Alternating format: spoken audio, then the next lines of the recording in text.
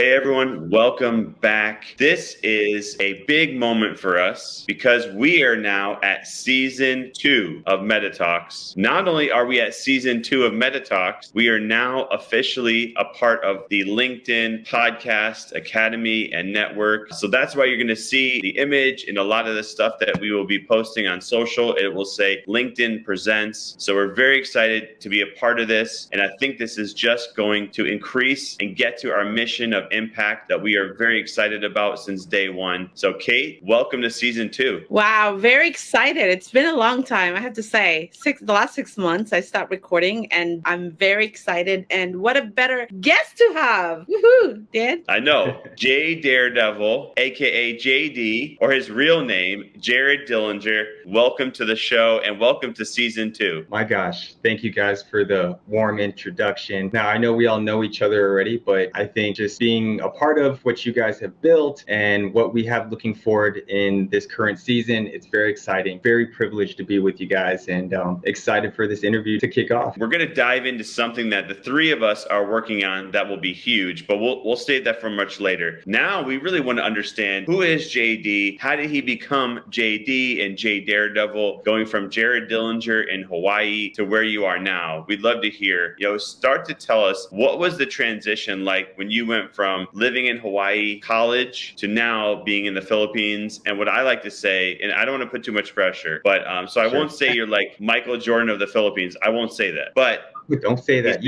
Incredible athlete here. And so we'll dive all into that. But walk us through the beginning. Sure. Thanks, Dan. I can't believe you just compared me to MJ, but I will try to do my best to fill in the shoes. Okay, so let's take it back to Hawaii, university days. My current projection of what I wanted to do after college was to play professional ball somewhere in the world. Globalization wasn't really what it is today from what it was back then 15 years ago. We didn't have smartphones. Internet in most parts of the world were not as strong in other parts and whatnot. The only idea I had of playing basketball was in Europe. To be honest, my whole resume was going to be an investment banker, play 1 or 2 years in Finland or Belgium or Germany or one of those countries. Now, the weird part about my journey to being a pro ball player in the Philippines was that people began to find out my junior year in college that I'm a Filipino. And people couldn't understand I was a Filipino yet because my last name was Dillinger. I look half. I don't really look like I'm a Filipino. Once that traveled around Hawaii, word got back into the Philippines that I was this player that could possibly play for the national team and to play for the club teams out in the Philippines. Long story short, a lot of scouts and coaches from the Philippines came to my school. They watched enough games to give me a contract and to assure me that I can play on the national team immediately. That was pretty much the selling point that got me off my high horse to take a chance to go here in Southeast Asia to see what type of career I can make out of myself. I didn't have any expectations coming into it. I had no idea of the popularity that the Philippines had for their love of basketball. For people who don't know, Philippine basketball is a religion. Just to give you some context of how passionate we are, the last championship finals that we were in, and Dan and Kate can attest to this because they were there watching, there were over 50,000 people at our game. And if you just try to think about that for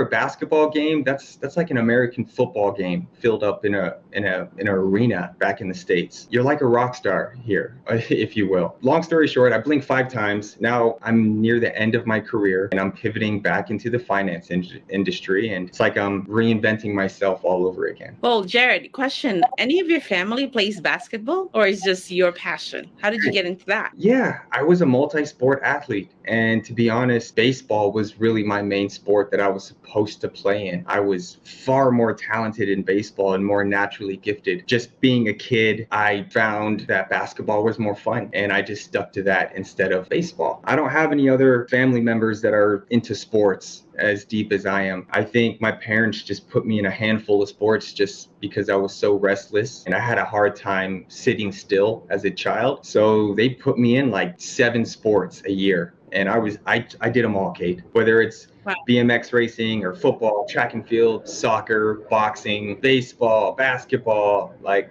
I did everything. So in the end of the day, I had to pick a couple that I could actually do, and basketball was one of them. Well, amazing. So how did you get into finance and basketball? Is that the same thing? And I've seen you as being a leader, of the team Ginebra. Can you tell me the commonality of those things? I mean, I think a lot of people can agree that business and sports coincide with each other in a lot of ways, where you have a captain or you have a CEO and you need to hold yourself to a higher accountability, to higher values than the people below you. I was in the military school before going to Hawaii. I learned a lot about leadership and how to lead men and women, obviously. I think it just naturally fit my personality. Wherever I was in my career, as a high school, as a college, as a professional athlete, just by default, I would always be chosen to be a leader of some capacity. So it doesn't feel any different in terms of me being a leader in the finance world as opposed to the sports world, because they do run very similar, at least from my experience thus far. As long as you're having fun with all this stuff,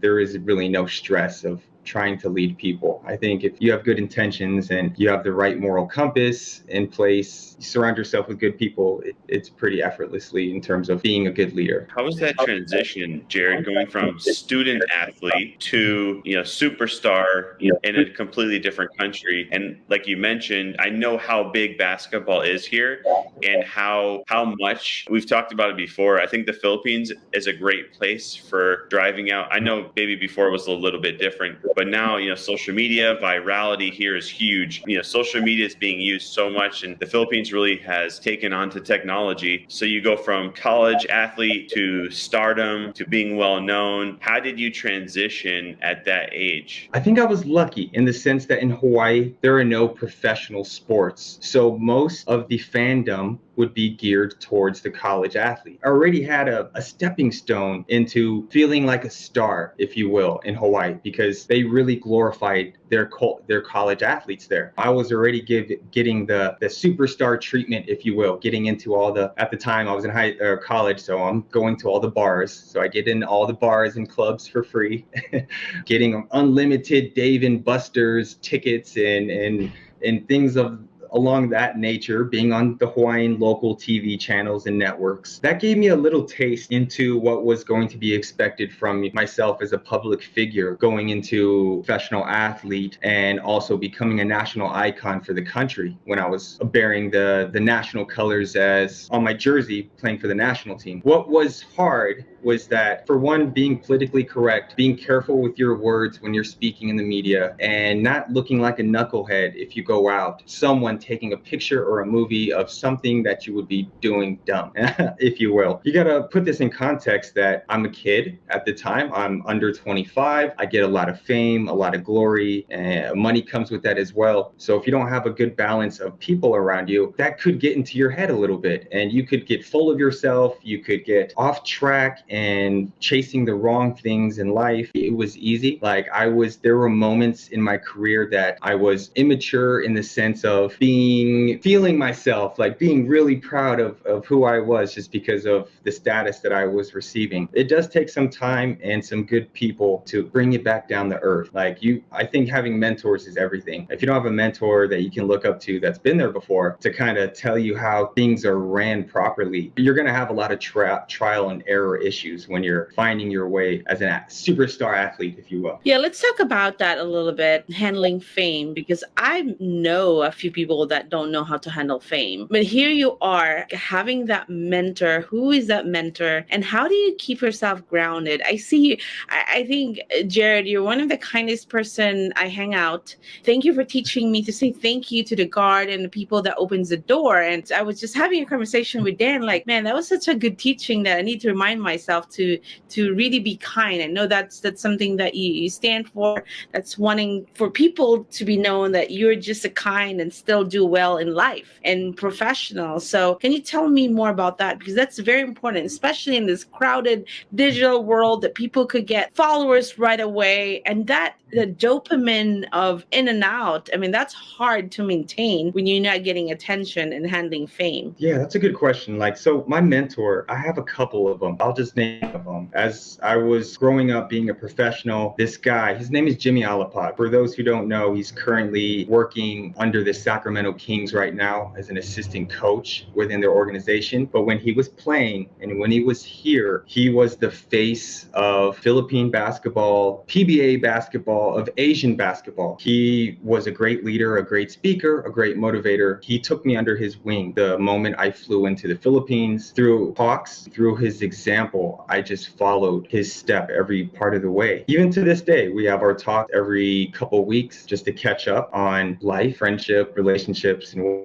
I still hold him dear to my heart today. I think the biggest thing that I learned in terms of what you're talking about, how you're telling me how I'm very kind, I really appreciate that. I do take pride in that. I think I carry that motto with me so strong, and I believe that every person that you meet, you should have a positive transaction between them, and that word carries very quickly. It just takes a handful of people that you make good transactions with, that they're friends, like, oh yeah, I ran into JD. That's a cool guy. What a nice guy that guy is. There's no intentions of trying to gain anything by being nice. I just think we need more mentors and more role models showing the way of, hey, like, we live in a cold world. And, you look on the news, there is a lot of negative things that we see these days. And if we can take it upon ourselves just to be 1% better every day in terms of just being kind and showing kindness to others, maybe we'll make the world 0.001 better. But that's better than nothing. I have kids, of course. I want them to see me as a good role model towards others so that they'll have a barometer to know what is a good person and how a good person should act. Absolutely. Dan? Yeah, that's always been my motto as well.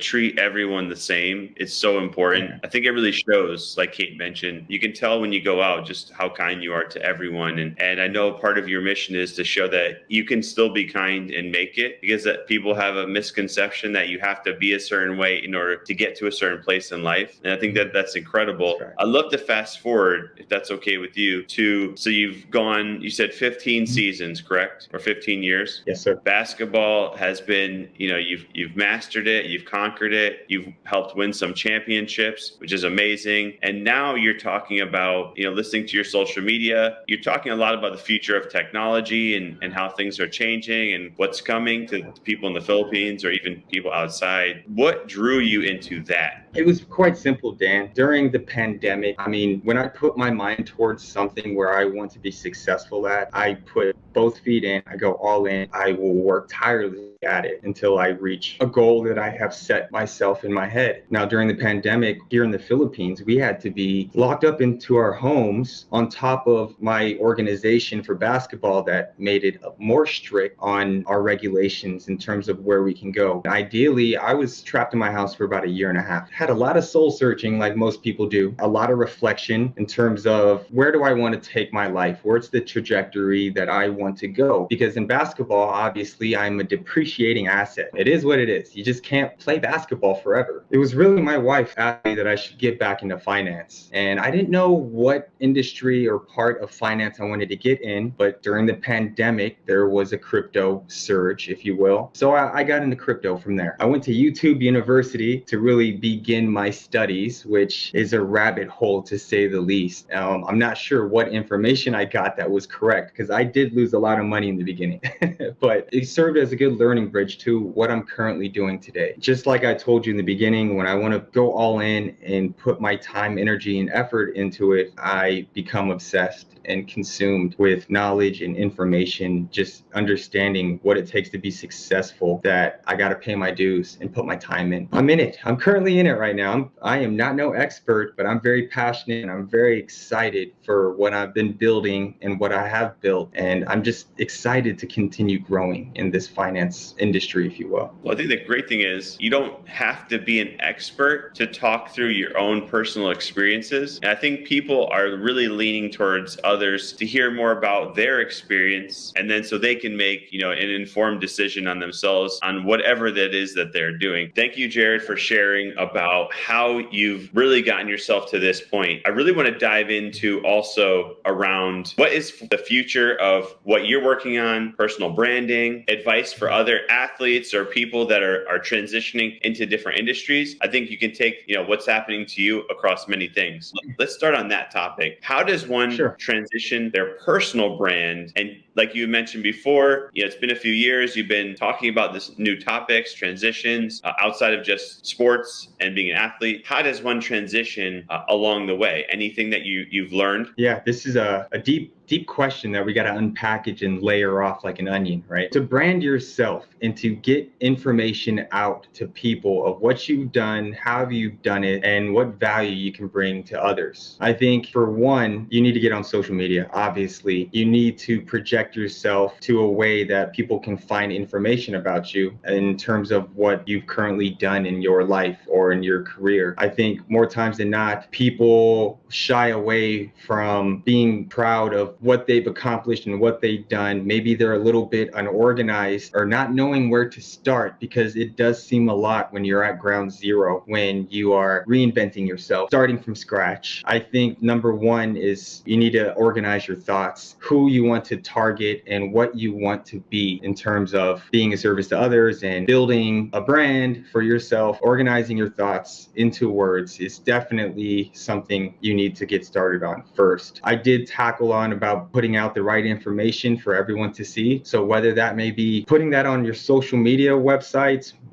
social media platforms, or making a website of yourself talking about everything that you've done and what you're currently doing and what you're going to do for future projects down the road. Awesome. And I think the great thing is now that we have ChatGPT and AI, more so than before access, I can put all of my words there. I know for me, it's been a game changer for not just creating the content, but also formatting the content. I tell it what I want to talk about. It makes it sound a lot better, puts it into sound bites for me. So that's been pretty amazing for me. Oh, right. I mean, we didn't even talk about AI yet. I mean, everything that I just talked about, that takes a lot of time, energy, and effort to put all that out there properly and to think of the right caption and the right verbiage of how you want yourself to be presented. You nailed it right on the bat, Dan, that utilizing ChatGPT or AI, if you will, to construct the right words and the right explanations of what you're trying to get out of your head onto not a piece of paper, but onto these social platforms or websites of your own brand, so that you could focus on other things to get done. Because I've done both ways, to be honest. I've done it without AI and I've done it utilizing with AI. It's like brain explosion type of situation of how much you can really get done as long as you can utilize it the proper way. We were just talking today with people. It feels like I talk about AI like every day, not to the public, but just to friends, or it comes up in conversation. So I can only imagine, 5-10 years from now, it's going to be insane. But I'd love to dive into the show that the three of us are creating. It's called Creating the Future. Can you talk a little bit about what that show is going to be like? And, you and I, we've had some incredible meetings recently with some people. Maybe we can dive into a little bit about that. So what the audience can expect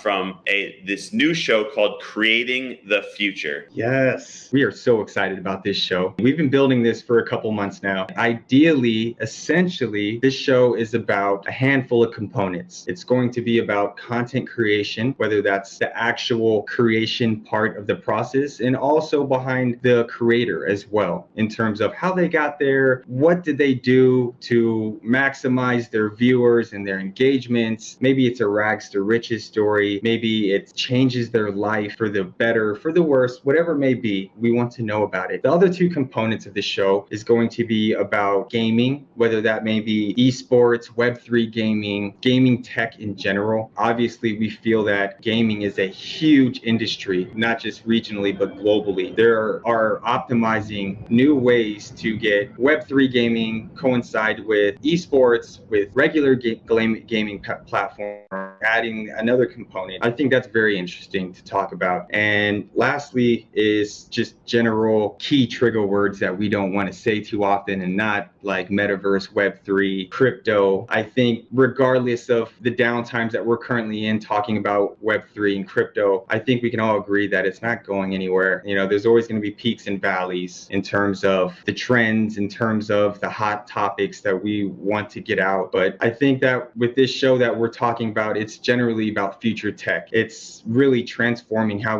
we know that in this day and age, especially they have figured out ways on how to monetize their platforms in a sense that it's not really working. They're not working in terms of creating content and traveling the world and being in certain situations, whether they're dancing or giving an educational or informational type of piece for their post. Regardless of what it may be, it feels like it's fun. And I think that mixing both work and play into one and showing people how to do that successfully and properly is what we are ultimately out to do on our show. We want to show people how to make money. We want to show people how to be successful. We want to give them the right information while at the same time we're having fun at it. Man, love the explanation. Like you mentioned, it's been months in the making. I know we're also going to be working with TikTok here, Southeast Asia and the Philippines to help extend the reach, amplify, really build out something like you mentioned for those that aren't going to be watching TV or those that might not see it online on multiple websites that'll be hosted on or distributed to, so we can really maximize. It's like you mentioned, and I know you're passionate about impact. I think we've all gotten to a place in our life where